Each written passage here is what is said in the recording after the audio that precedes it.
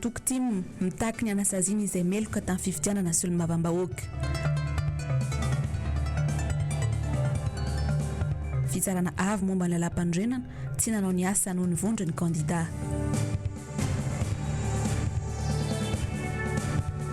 Barean'i Madagasikara, ekipa atahorana ho ny Repoblika Demokratika ny Congo. Magnano mbola tsara tsika jiaby tompokilasy tompovavy izay manaraka ny fahitalavitra MBS amin'ity matonale ity. Tonga soa ato amin'ny fotoana ny vaovao amin'izao sabotsy fahaenina ny volana Jolay taona 2020 sy 2020 izao. Manasanao mpanajagna anaraka izany hatramin'ny farany.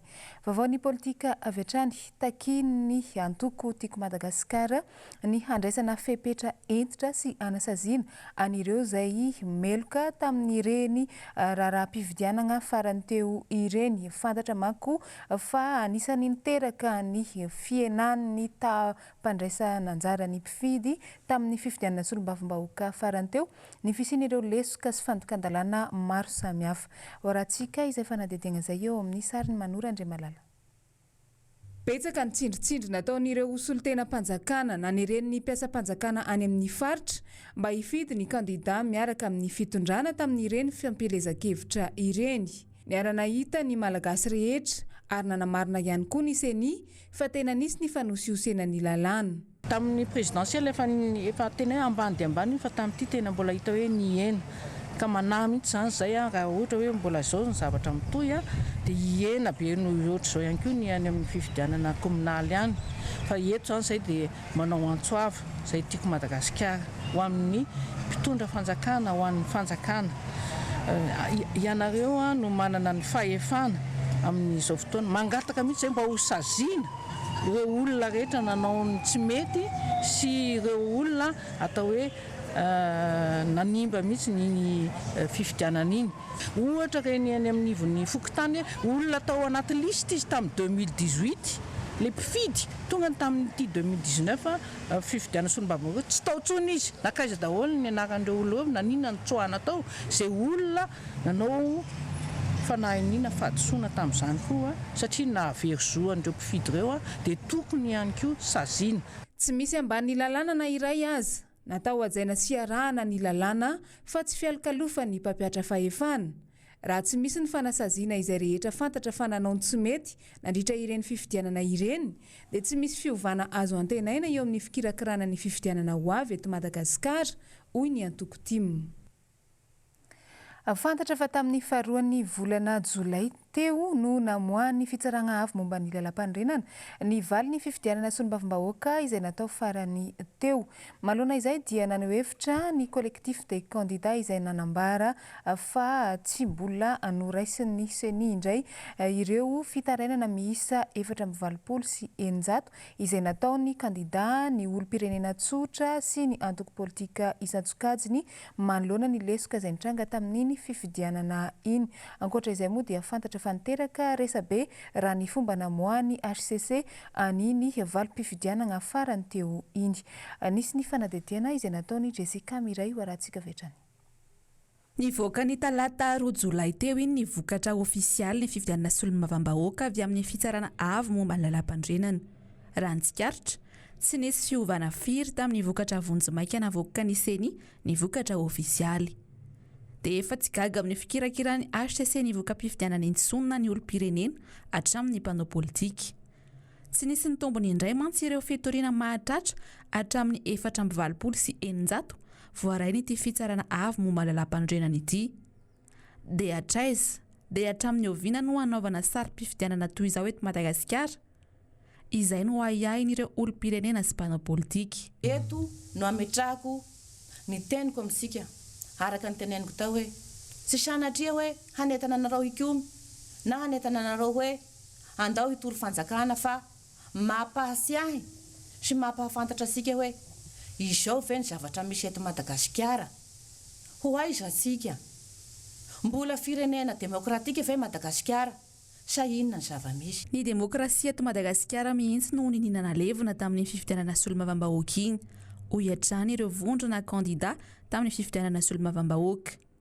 Tsy tantaratra tamin'ny fifidianana iny mantsy ny safidim-bahoaka. Tena nalevina tamin'ny fifidianana 7 Mei igny zany ny demokrasia teto Madagasikara tena nalevina teo izy mbola voatazotazona kely fa zao zany de tena hoe nalevina tanteraka ny demokrasia teto Madagasikara izy nandevina azy de ny mpitondra fanjakana nandevina azy de ny CNI nandevina azy de ny ACC ny antony de tsotra raha mijery isika ny zavatra niseho tamin'ny fifidianana iny sy le requête BDB zay napetraka teny nivon'ny ACC tompoko de tena miteny eto ny tenako zaho lehibe tompona ndraikitra miteny koa fa raha ny requête zay napetraka teny nivon'ny ACC dia azo lazainy hoe tsy afaka am'izany ny ACC fa tena requête mitombona misy pirofo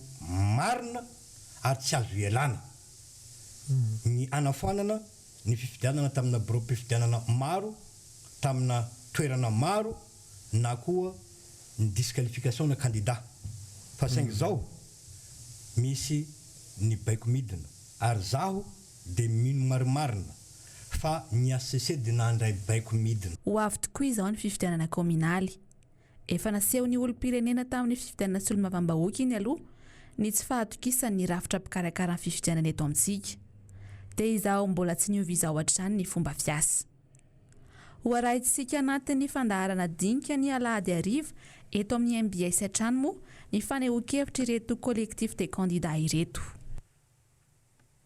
fa manoloana izay famoahana ny valy ny fifidianana sy olo-mavambahoaka nataony fitsarana avy momba ny lalam-pandrenana izay dia naneho ny heviny ihany koa ireo tanora ny antoko tiako Madagasikara eto amin'ny faritra Analamanga izay nambarany fa tsy mifanaraka amin'ny zavamisy ireny vokatra navoaka ny HCC ireny to ihany koa moa ny andrasan'ny maro any valiny ireo fitarainana miisa 420 sy 100 izay tsy nisy resaka teo anivon'ny fitsarana avy momba lalam-pandrenana nandritra ny fotoana izay namoahana ny vokatra. Germaine Menjanahary sy Erzoratsaonarivony kosa no mitatitra ny vaovao. Isan'ny mahasadaikatra ny vokatra izay navoaka ny HCC iny hoy ny filohan'ny tanora tiako Madagasikara eto Analamanga. Nambarany fa 100 mahery ny fitoriana miaraka amin'ny proof tonga teny anivo ny HCC saingy tsy hita avokoa ny vokatra ireo fitoriana ireo nandritra ny famoahana iny vokatra ofisialy iny. Etsy ankilany de nambarany ihany koa fa isorana ireo mpikatroka tanora tiako Madagasikara manerana ny Madagasikara ny amin'ny fanohanana sy ny andraikitra izay noraisin'izy ireo tamin'ny fanampina ireo candidat osolo-mavambahoaka tima rehetra manerana ny nosy ary dia antsodrany ihany koa ireo candidat tiako Madagasikara izay lany hisolo-tena ny vahoaka malagasy eny anivony anteny miera-pirenena izy ireo. Iarahantsika malala ny zavatra misy eto anivon'ny firenena ary araka ny tenen'ny Flora Valomanana fa ireny le didy tsy azo ivalozana satria ny ACC no tompo teny farany amin'ny zavatra rehetra na teo ary ny fitoriana na teo ary ny procédure rehetra tokony narahantsika ino ny zavatra valin'ny fifidianana itsika tsy kivy amin'ny zavatra misy fa mbola manentana antsika jeune rehetra manerana ny région Analamanga ny région rehetrarehetra eto Madagasikara ifametana ny fanohana satria raha hitantsika zao amin'izao fotoana zao dia nitsangana isika ofisialy fa ho mpanohatra dikan'izay manana ny mpanohatra dia manana ny programme anasany fa tsy hoe manohatra be faritany ny fitondrana fa manana ny programme anasany izay afaka ho tanteterahana dia ny manifesto zany dia ifametanana ary mitsodrano an'ireo député atsika izay lany ireo ho tohanantsika ny Flora Valomanana tohanantsika amin'ny zavatra rehetra izay mbola ho avy ny fifidianana izay mbola ho avy atsoatsy. Nambarany fa zava-dehibe ny firaisan-kinina izay nasehon'ireo tanora nandritra iny fifidianana iny. Mitoy ny fampiraisana ireo tanora ireo na misy na tsy misy ny fifidianana raha ny nambarany. Manoloana izany dia isy ny fivorinana izay ho atao isaky ny boriboritany ho an'ny tanora tiako Madagasikara ny amin'ny fikatsahana ny tombotsoa ny tanindrazana sy ny vahoaka malagasy. Tapitra iny ny fifidianana solom-bavambahoaka mandray ny asany manomboka eto ireo solom-bavambahoaka izay lany tamin'ny 17 ny volana May teo. Efa maro ihany koa ireo antoko sy ny fikambanana maro samihafa ary ny olo-pirenena mihitsy no miomakomana amin'ny fiomanana indray amin'ny fiatrehana indray ny fifidianana ny izay ho ben'ny tanàna manerana ny Madagasikara. Tsy diso anjara amin'izany fiomanana izany raha ny eny amin'ny commune Ivato manokana nisy ny fivoriana izay nataony ny ny tima foibe eny fotony tamin'ity niany ity ary niaraka tamin'ireo fikambanana maro samihafa ihany koa izay naneho ny hevany manoloana ny mbola faniriana ny hilatsahan'ny ben'ny tanàna ny commune Ivato ankehitriny io. Varatsika ny akon'izay vaovao izay eo amin'ny sariny Manora Andriamalala. Mbola maniry ny filatsahan'ny penjy Andrianarso ben'ny tanàna ny Ivato ny tima eny fotony araka nambarany tsirairay tamin'ny fivorian'ny mpikambana tima Ivato ny ariva ny Sabotsy fahenina ny volana Jolay. Misy ihany koa ny fikambanana maro samihafa izay mangataka ny mbola hilatsahan'ny ben'ny tanàna ny Ivato indray satria betsaka ny fampandrosoana vita. Ny ben'ny tanàna zany tsy hijerevana hoe loko politika satria hitanay fa hatramin'ny tondrana misy indreo ben'ny tanàna mifandimby teto amin'ny commune Ivato dia tsy misy nahavita ohatran'ny vitany ben'ny tanàna penjy Andrianarso. Betsaka ny fotodrafitr'asa vitany teto amin'ny commune ny fampandrosoana ka noho izany tompoko dia resy lahatra izay hoe izy no tohanana ary mino sy manantena fa raha mbola izy no lany eo dia mbola hitoy bebe kokoa sy hatsaratsara kokoa ny commune misy anay. Mino sy manantena aloha zahay fa mbola arotsaky ny président Marc Ravalomanana izy ao amin'ny plasy izy eo mahaben'ny tanàna izay ary faharoa manarak'izay dia tsy hitanay izay naratsy nataony teto amin'ny tanàna fa tena nanao tokoa izy ary mino sy manantena fa ireo vahoaka marobe izay manohana azy ireo dia mahita sy nafantatra izay zavatra rehetra nataony teto amin'ny commune ka noho izany dia mbola angatahanay vahoaka izy zany indrindra izay atao anatin'ny antokotimina mba mangataka amin'ny président Marc Ravalomanana mba hametaka azy indray mandeha indray eo amin'izany plasy zany. Nampahatsiahivy ny mpivory ihany koa fa namaro aza ny ben'ny tanàna efa nifandimby ny tantanan'ny commune Ivato tsy mbola nisy nahavita ny vitan'ity ben'ny tanàna amin'izao ity. Lahara-pahamehana ny fampandrosoana ny commune hoy Andriamatoa Penjy izay naneho ny fahavononany hanohy ny asa fampandrosoana an'izany. Tsy misy ny hoe fanilikiliana karazan'olona fa izay tonga dia horaisina avokoa mahita ny asa ihany koa izay vita tao anatin'izay efa taona izay dia izay no mahatonga ny olona ny fametanana amin'izany fanohanana ny tenanay izany ary na ny listra ao anatin'izay hompanolotsaina dia avy amin'ny fikambanana maro samihafa izahay na ao anatin'ny antokotiako Madagasikara azy dia tsy mba mijery hoe loko politika zany amin'ny asa fampandrosoana na hoe fanilikiliana ny hafa fa mifanometanana tanteraka ny mponina Ivato amin'izay asa fampandrosoana izay nirotsaka indray ny tenako anohy ny asa izay efa natomboka teo aloha satria misy ny vita ary misy kosa ampanetretena ny tenenana an'izany mbola tsy vita satria tsy vita tao anatin'ny efa taona ny fanarenana izany commune izany satria commune roa izy ity no natambatra ho iray ary hoezahanay ny anatotosa ireo fampanantenana izay napetraka tamin'ny vahoaka tamin'ny fifidianana izay nototsaina teo aloha. Raha tsy ahivina fohifohy efa maro ny fotodrafitr'asa vita tao anatin'ny efa taona izay nitondrany ity ben'ny tanàna ny Ivato ity toy ny fitadiavana famatsim-bola nananganana trano-tsekoly, ny fanamboarana ny lalakely maro kilometatra tao anatin'ny fokontany jiaby mandrafitra ny commune, ny fanadiovana ny tanàna tao anatin'ny fotoana fohy, ny tanàna ny Ivato izay nalaza tamin'ny fakobe midozeky tamin'ny taona maro teo aloha. Teo ihany koa ny fandoavana ny karaman'ny mpiasan'ny commune sy ny maro hafa. Tsy vita ao anatin'ny 5 na efa taona ny fampandrosoana hoy ny ben'ny tanàna ankehitriny.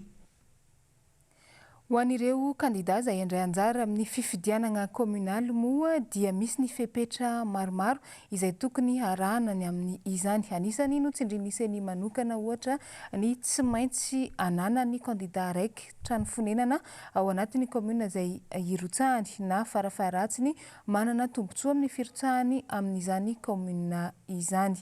Waratsika ny fanazavana makasikan'izay andesiny Edena Elia eo amin'ny rindrantsariny Tahiry Ranariny. Ankoatrany volavolana tety andro sy ny teti-bola izay fanarosony teo anivony seny kasika ny fifidianana ben'ny tanàna sy ny mpanolotsainy dia notsindriny ity birao mikarakara ny fifidianana ity indray. Ireo fepetra tokony arahiny kandidat tsirairay izay rotsaka hofidiany. Voalohany amin'izany tokony ananany kandidat trano fonenana ao anatin'ny komina irotsahany. Raha tsy manana trano fonenana ao kosa ilay kandidat dia mila manao taratasy fanambarana an-tsoratra tsy misy fitaka milaza fa manana tombontsoa manokana izy amin'izao firotsahako vidiny izao. Ankoatra izay ihany koa fepetra takiana amin'ny kandida irotsaka hovidiny ny fizakana ny zom-pirenena malagasy. Ny fahafenona 20 taona farafahakeliny tsy mbola nigadra na vita adidy amin'ny fandoava-ketra sy ny haba ary indrindra misoratra anarana anaty lisam-pifidianana.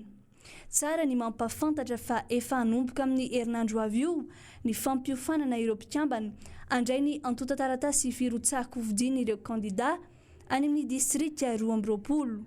Andrasana kosa amin'izao fotoana izao ny fanapahan-kevitra avy amin'ny governemanta mikasika ny volavolana tety androm-pifidianana naroso ny seni sy ny famoahana didim-panjakana miaika ny mpifidy. Ambelantsika eo ny resaka politika fa ikoragna resaka hafa kokoa tsika anatin'ity ireto fanadidina manaraka ireto tambazotra miisa 2 notratehaky ny veo ny mpanaramaso ny foibe fitsarana fiarakodia nandritra ny etsika nataon'izy ireo tamin'ny marandray teo mpanaosika amina fanaovana antotan-taratasy momba ny fitsirihana ara-teknika ho an'ny fiarakodia moa ireto tratra ireto olona 5 araka ny fanampim-baovao no voasambotra tamin'ny izany.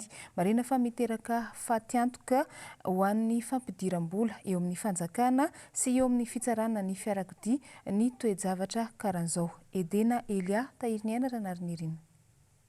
Sarony teo anivony foibe fitsirihana fiarakodia ny tambazotra miisa 2 mpanaosika amin'ny fanaovana antotan-taratasy momba ny fitsirihana ara-teknika na ny vizity teknika.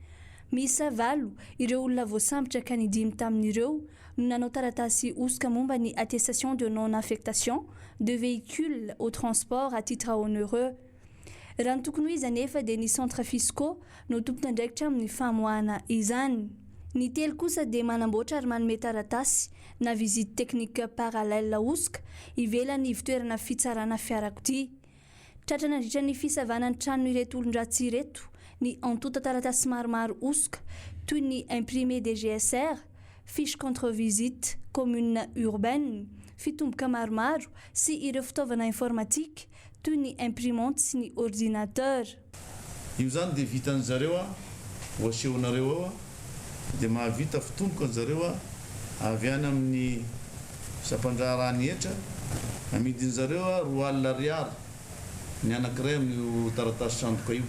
Eo ihany koa zany ny tena loza dia tsy vita ny taratasy sandoka ihany fa karazany manao visite teknika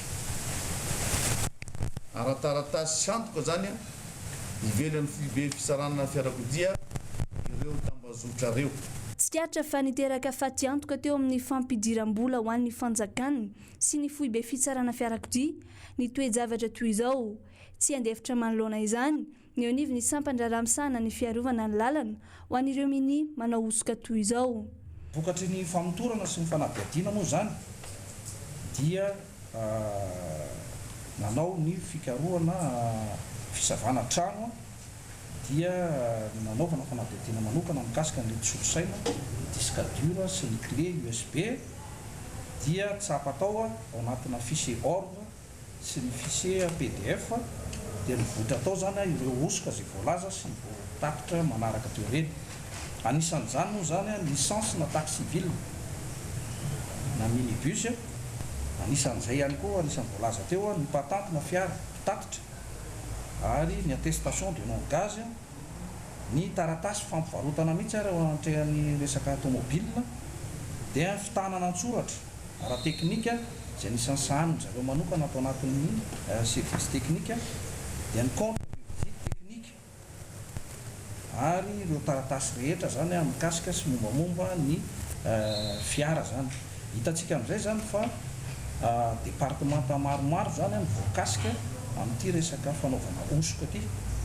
Amintsika amin'ny teny zao zany dia efa misy olona 7 ny voasambotra fa ny olona 4 moa zany dia efa natolotra eo anivon'ny foibe miady amin'ny kolikoly, zany hoe ny paky moa zany pôle anti corruption Nandritra ny hetsika fidinana tampoka nataonyity sampandraraha ity ny 2 hatramin'ny 5 Jolay teo no natratrarana ireo mpanao osoka ireo izay fototry ny fanaovana kolikoly ihany koa.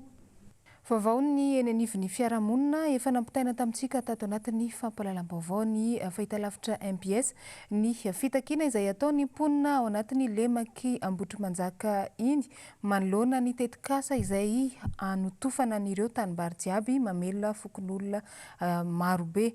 Anisany mbola nitoy izany fitakiana izany raha tamin'ny niany maraindray izao dia ny famotoana teny amin'ny sampanin'ny Ambotrimanjaka iny ireo mponina sy ny solitena avy amin'ny mpamboly sy ny mpiompo jiaby ao anatin'ny komina Ambotrimanjaka sy ny manodidina naneho an'izay fitakiana izay tamin'ny alalan'ny sora-baventy tsy maneky ny anotorana ny tanimbary izay fiveloman'izy ireo. Teny toerana ihany koa moa ny solombavambahoaka izay voafidy tamin'ny alalan'ny antoko tiako Madagasikara niara-ny dinika tamin'izy ireo ary naneo ihany koa ny fahavononany hiaraka hiady an'izay tombontsoa ny vahoaka jiaby izay. Horantsika ny fanadihadiana amin'ny rindran-tsariny Manora Andriamalala. Sora-baventy mivandravandra no nentiny mponina Ambotrimanjaka naneho ny alahelony sy ny fanahiny manoloana ny fanotofana ny lemaka ao amin'ny faritra Avaradrano, Atsimon-drano sy ny tanimbary mandrafitra ny Ambotrimanjaka. Nambaran'izy ireo fa famonona ny malagasy ny fanotofana ny tanimbary izay mamelona ankohonana amanalina manerana ny Madagasikara amin'ireo lemaka Antananarivo ireo. Zahay vahoakana Ambotrimanjaka dia tsy mankasitraka, tsipaka tanteraka fanatotofana ny taninay eny Ambotrimanjaka, ny lemaka Ambotrimanjaka satria izay olona maro be no mivelona amin'io. Ny olona ny ivelan'ny faritra any Akaratrara tonga mivelona mikiaramety aminay rehefa fararano. Ny vahoaka madinika rehetra dia na mamboly na tsy mamboly rehefa tonga fararano tsy misy mividy vary. Ka izay nangatahanay fitondram-panjakana aza totofana reny taninay fa tany be dia be mihitsy ny malalaka, tany lava volo. Fa ny lemaka Ambotrimanjaka dia iveloman'ny olona maro ary mamono mahafaty anay raha io ny totofana.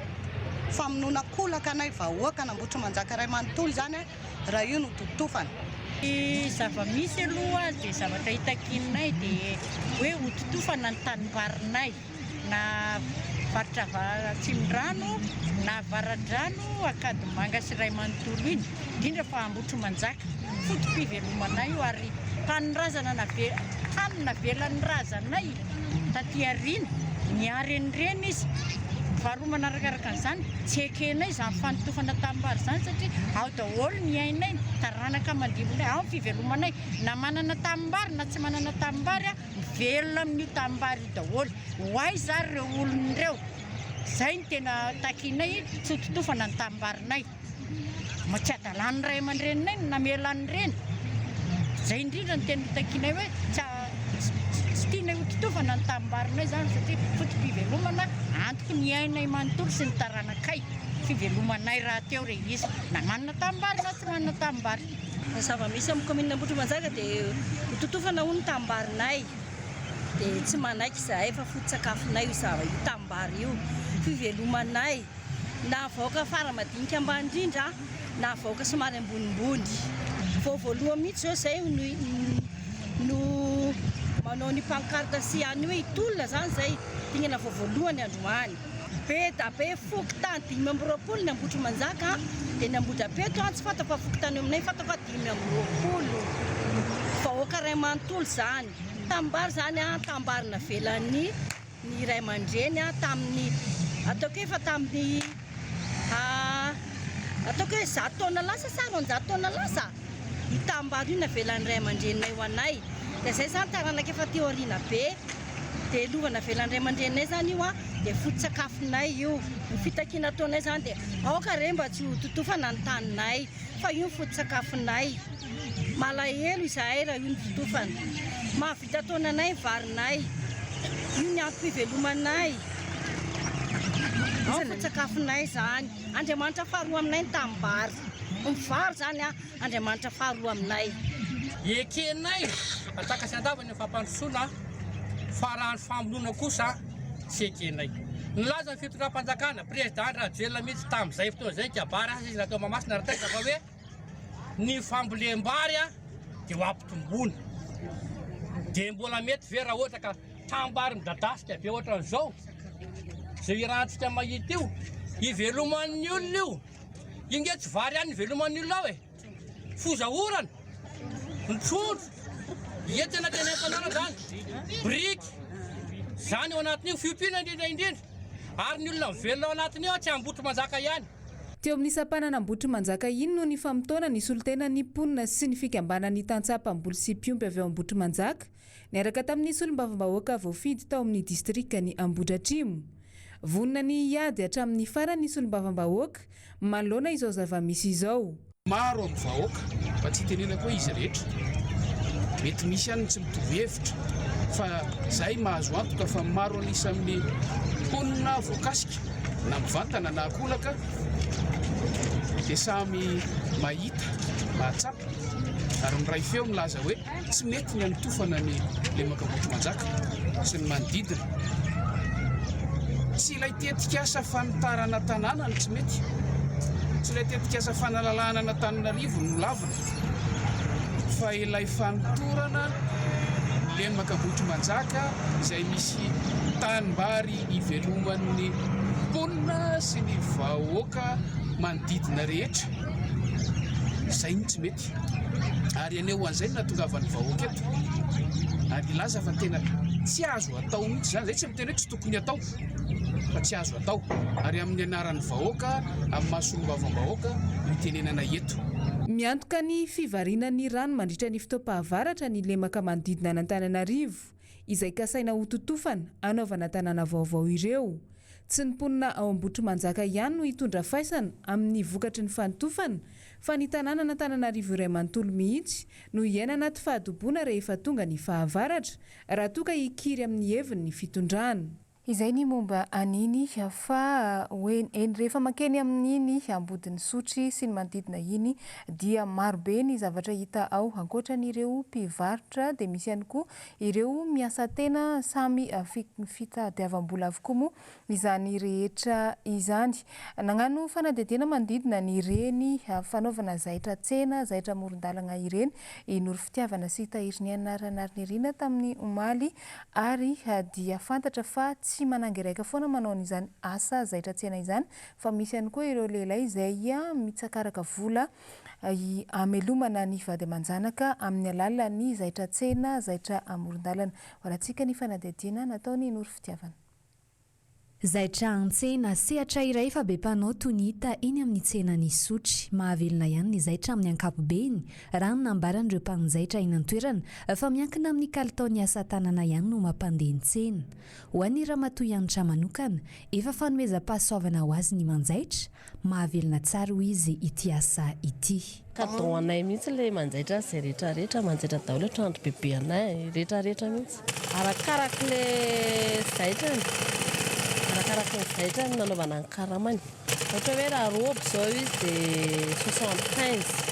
Nanana sedranay arakaraka raha ohatra ka misy zavatra manahirana zavatr'olona dia miasa saina ianao. Ohatra hoe manjaitra zao dia manahirana le zavatr'olona asehoany dia iny ianao miasa saina, tsy matory ianao amin'ny ala fa ahoana zany tokony atafavoakan'ity zavatr'olona ity. Araka ny hita, tsy ny vehivavy ihany no heverina fa mana-talenta amin'ny zaitra fa ny lehilahy ihany koa toa ny hery ho azy manokana efa lova avy amin'ny bebeany ny zaitra. Vadinasa ihany ho izy fa nivarotra ny tena fotom-pivelomany. Na izany azy, tena mifameny tsara raha ny voala azy ny varotra sy ny zaitra. Rehefa tsisy atao dia tsy maintsy mandaitra ohatr'izany mivarotra, fa mivarotra mandaitra. Tsy mahazo 75 zao andray andro izany. Arakaraka ny ihany zaitra, ny eo mirita ihany nataonay ohatra. Samy manana ny client ny mirita ihany dia client-nay mirita eo tsy bandibandy tsy tony ihany zao mirita ihany. Ny tsena aloha zao sabotsy ihany zao ny tena mandaitra eto. Raha ho an'ny bebe Madeleine manokana, malabary ny tena zairiny eto, tsy dia mandeha ny tsena raha mihoatra tamin'ny herintaona hoy izy. Malabary aky ny tena zaitranay aty, tsisy zaitra zao no mihoatra tamin'ny herintaona, tsisy tena tsisy. Vao tia akanjo ray ity zany ny asan'ny rafozanay dia mandimby anazy zay. Amin'ny mahazaitra an-tsena zay, misy ny commande vita eo ny eo, fa misy kosa no miandry fotoana maharitra. lafa ny fanatanjahantena malaza tenim-pahendrena tsy misy fizahozahoana sy fanambony raha ny nambara ny mpanazatra ny ekipa pirenena Barea ny Madagasikara tamin'ny marandray teo nandritra ny valandresaka tamin'ny mpanao gazety izay natao dia ekipa mahay tsy ekipa mahay na atahorana ny Barea fa ekipa tsy ampoizina saingy tsy matahotra velively ny ifanandrina amin'ny RDC hoy Andriamatoa Nicolas Dupuy izay mpanazatra ny Barea ny Madagasikara. Ny mifanohitra amin'izay kosa nefa no nambara ny mpanazatra ny ekipa ny Demokratika ny Congo izay nanambara fa ekipa tena enjana sy atahorana ny Barea ary tena manana erdika entina misoma boly amin'ity kanina 7-20 sy 20 ity. Edena Elia tahiry ny aina ranariny rinina no mitatotra an'izay. Tenim-pahendrena tsy misy fizahozahoana sy fanambony tena no namaliny ny mpanazatra ny Barea Nicolas Dupuy ireo mpanao gazety marobe nametraka fanontaniana taminy nandritra ny valandresaka io maraina io. Namorona tsy nampozina hatrany ny ekipa pirenena malagasy fa tsy ekipa efa mahay sy atahorany rehetra akory hoy izy. Toy ny nanajan'ny Barea ireo ekipa pirenena efa kalaza ny fanandrina tamin'ny fifanotsanana isambondrona no anajany ny République démocratique du Congo izay ifanandrina amin'ny raha ampitso ariva. C'est pas du tout par crainte de l'adversaire. On a beaucoup de respect pour la RDC, comme on a du respect pour le Nigeria et comme pour toutes les autres équipes. On est très heureux d'être là déjà nous, mais on n'a pas de crainte de jouer contre la RDC. Aucune. Puisqu'en fait, quand on est outsider, vous le savez bien, on ne peut que réussir. Réussir une surprise à nouveau, un exploit. Et c'est quand on est la RDC et quand on est favori qu'on peut justement craindre la réussite de l'outsider. Donc nous, on n'a aucune crainte, sinon du plaisir à jouer. Et je réponds à la première question. Au niveau mental, c'est ça, le plaisir. Le plaisir qu'on donne aux 25 millions de Malgaches est très important. C'est la folie au pays. Namaly ihany koa ny mpanazatra ndry zareo République démocratique ny Congo fa ekipa efa tena manana erdika miavaka ary atahorana mafy ny Barea ny Madagascar. Madagascar est une équipe qui vient de surprendre tout le monde, mais pas nous, parce qu'ils ont fait des qualifications très intéressantes. Et nous, on les avait joués il y a quelques années. Ils avaient des très bons joueurs et la majorité de leurs joueurs n'avaient pas joué au match aller. Donc on savait que cette équipe était dangereuse. Ils ont bien travaillé par la suite en ramenant beaucoup plus de joueurs et l'équipe est très forte. Donc bravo à leur fédération, bravo aux dirigeants, bravo à l'entraîneur et aux joueurs pour avoir ramené le Madagascar à ce niveau-là. Ils sont là, ils sont bien présents et ils sont dans la continuité. Ils n'ont pas perdu dans leur phase de qualification. Donc c'est un adversaire très dangereux parce qu'il n'a rien à perdre. Nampahafantariny mpanazatra ny Barea ihany koa fa raha toka maresy i Barea ao anatin'ny lalao rampitso dia isan'ny rehareha ary voasoratra ao anatin'ny tantarany baolina kitra izany. Raha sanatrika misy kosa ny tsy fahombiazana dia mitombona izany satria manana laharana ambony eo amin'ny tontolon'ny baolina kitra maneran-tany ny République démocratique du Congo. Ce sera un résultat que tout le monde attend. Puisqu'on est mal classé, on est moins bien classé que le Congo classement FIFA. Ce sera un échec pour nous. Un échec pour nous parce qu'on a envie d'aller loin. On a simplement, comme tout sportif, envie de gagner des matchs et d'aller le plus loin possible, quel que soit l'adversaire qui nous est proposé. Je l'ai déjà dit en conférence, le football est le seul sport collectif qui peut amener des exploits et parfois des échecs. Le football permet des miracles. Et peut-être on va écrire à nouveau une belle page de l'histoire de Madagascar dimanche. Si jamais on perd, on sera peiné, on sera embêté, mais on sera fier de ce qu'on a fait. Si jamais on gagne, alors définitivement, je crois que mes joueurs rentreront dans l'histoire. Na izany aza efa manana fanantenana ambony ny Barea indrindra ny fisian'ireo malagasy antapitrisany maneran-tany manohana azy ireo. Eo amin'izay fanomanana sy ny fiatrehan'ny firenena malagasy ny kanina 7-20 sy 20 izay hatrany dia mbola miray feo miara-manoana ny barean'i Madagasikara raha ny malagasy jiaby samy manana ny vinavinany amin'ny voka-dalao amaray izay anaovana ny ampavalon-dalana iaona ny barean'i Madagasikara sy ny leoparany RDC Congo mo raha ny olona izay sendra anay teny andalana jiaby teny fa amin'ny ankapobeny kosa dia nisy ny firarintsoa sy ny fanantenana lalina anana ny malagasy jiaby mandrona n'izao fiatrehana ny kanina 7 sy 20 izao. Rahantsika ny fanehoan-kevitra vitsivitsy ho an'ireo olona izay sendra anay. Zay aloha makabary foana vao nanomboka hatramin'ny voalohany ary zay manantena fandresen'ny bary aho mbola salavitra vonaitra ao Madagasikara. Bary aho farany manantena anareo azony tompon-daka promestika zany dia mba mitondra vokatra tsara tsika vody eto Madagasikara vahoaka rehetra manantena anareo. Entana ny vahoaka rehetra zany isika mba hanoana amin'ny bary ady. Any tonga dia hoany amin'ny tena quart de finale nandraindraitsika. Quart de finale matoky an'ry zala ry Carolis sontarindreo efa alefa bary a. Hatreto aloha mbola manoana bary a. Mirarso an'ny ekipa pireneny ho azontsika hatramin'ny amboary any dia mirarso amin'ny bary a. 3-0 bary a foana ka malagasy izy malagasy tena eritrereto zany eny amin'ny 2-0 any mahita rotsika. Tsika inge efa mety tsara vokatra amintsika efa mety tsara tena mety tsara mahafaly. Tsika zany manantena mihitsy tsaika. Pronostikako amin'le Baria rapide zany aloha alefa Baria mahita sport zany rosiray maresy Baria. Eritrereto ve? Eritrereto aloha zao ny rapide raha mifaniriko aloha zao dia mba farafaratsiny telo sy ray raha farambetsaka. An'izany telo? Baria ta. 2-0 rapide. 2-0 tsika mindroa. Tsika maresy. Eo amin'izay fanatanjahan-tena izay hatrany dia tonga tamin'ny maraindray teo tao amin'ny seranam-piaramanidina tao Plaisance ao amin'ny nosy Maurice ny motro ny lalaon'ny nosy na ny flamme de la 10e édition des Jeux des îles. Tanterahana ao amin'ny nosy Maurice tokoa manko amin'ny manomboka amin'ny 7 nyty volana Jolay ity ny lalaon'ny nosy andiany 10. Jessica Miray. Ny 7 hatramin'ny 20 ny volana Jolay izao no anatanterahina ny lalaon'ny nosy andiany 10 izay atao atsy Maurice. Ny maraina ny sabotsy 9 Jolay teo araka izany no tonga tao amin'ny seranam-piaramanidiny Plaisance ao Maurice ny afo ny lalaon'ny nosy na ny flamme de la 10e édition des Jeux des îles. Mialona natongavany tao Maurice izao dia tao La Réunion ity afo ity nanomboka 15 Jona ka hatramin'ny maraina ny sabotsy. Nentina nitety ireo sekoly tany an-toerana.